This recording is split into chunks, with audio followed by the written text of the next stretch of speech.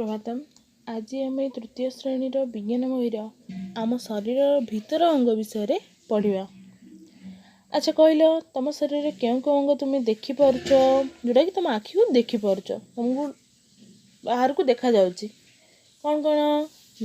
हाथ, गोड़, आखि, कान, नाक, ये सब देखिपुर ना। सेमिति आम शरीर भितर मध्य किछि अंग रही। आज आमे से भितर थिबा अंग गुड़िक विषय पढ़ा। आम शरीर बाह्य अंग परी शरीर भितर मध्य किछि अंग रही, से माने मध्य आम पई अत्यंत दरकारी। एबे देखिलो ये चित्र गुड़ाक कौन देखुच? एटा होची कौन? हृत्पिंड। आउ देखिलो एटा कौन? एटा होची खाद्य नळीर चित्र। एबे देखिलो एटा होची फुसफुस। आम शरीर रे दुईटी फुसफुस अछि। एबे देखिलो गोटे मनुष्यटी ठिया होईची ना। एबे देखिलो एठी कौन देखुच?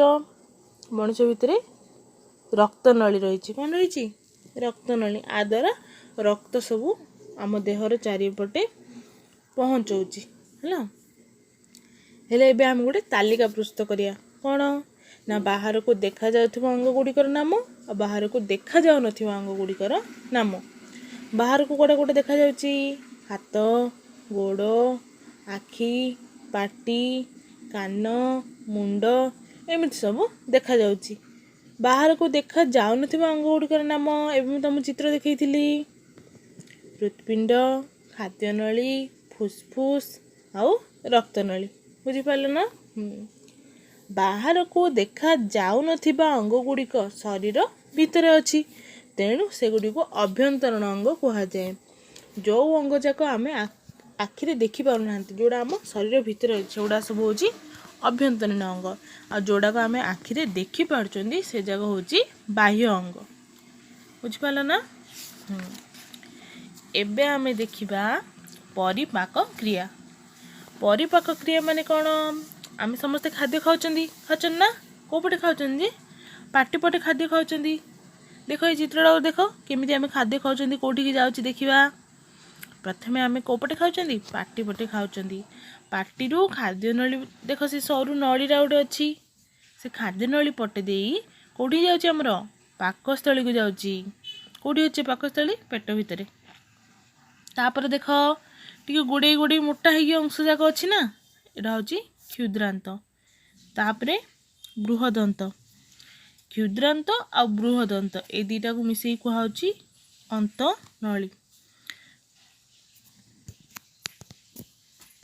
आम खाद्यर जति बळका अंश सबू आम खाद्य आमे खाउचंदी हजम होची, बाकी जति आम शरीर में मिसुची सेटा सार आकार खाद्य सार आकार, बाकी जति रहउची सेगुडा सबू मल आकार रे मल द्वार देई बाहरी जाउची। बुझी पारला ना? एबे देखो आमे खाउथबा खाद्यर हजम हेबा कार्य पाटी रु आरंभ होई पाकस्थली और अंतनळी रे शेष हुए। खाद्यर हजम होई नथिबा अंश और खदड़ा अंश मल भाबे आम शरीर रु बाहरी जाए। जो खाद्य गुडाक आमर हजम हेलानी से खाद्य गुडाक आम शरीर रु मल आकार रे बाहरी जाउची।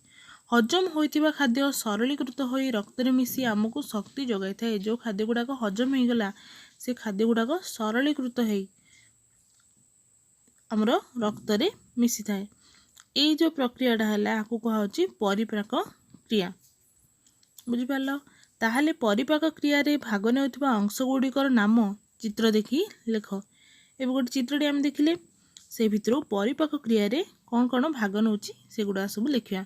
प्रथमे पाटी, तापरे पाकस्थली, तापरे क्षुद्रांत अबृहदंत मिसी कौन होची अंतनळी, तापरे शेष रे जो बाहरुची सेटा होची मल द्वार। बुझी पारलो? तो एटा तमे पढ़िबो बुझिबो। तापरे ए जो चित्र जाक मत मु देखैली एउडा सब बारंबार देखिबो बुझिबो आउ पढ़िकी निज विज्ञान खाता रे लिखिबो। धन्यवाद।